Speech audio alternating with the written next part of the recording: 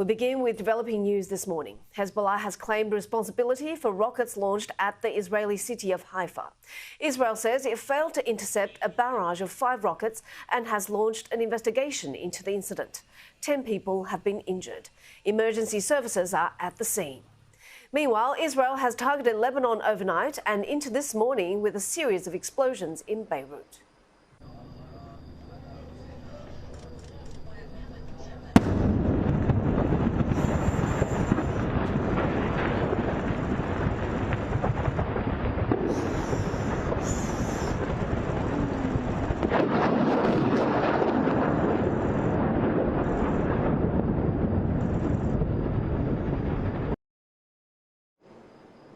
The IDF is issuing new evacuation orders in the area during its most intense bombing in the past month. Israel's military claims it's targeting locations where Hezbollah terrorists are hiding. Let's take you live to Sydney, where the Jewish leaders are holding a press conference. And listen in.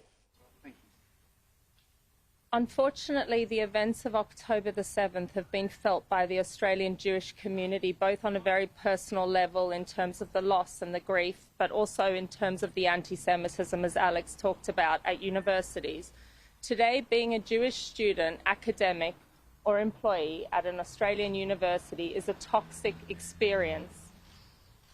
The hatred was bubbling beneath the surface before October 7th, but with the biggest single massacre against the Jewish people since the Holocaust, suddenly all the hatred came to the fore. It's been fueled by extremist outside interference and also by carefully concealed foreign funding, which we do need to expose and get to the bottom of.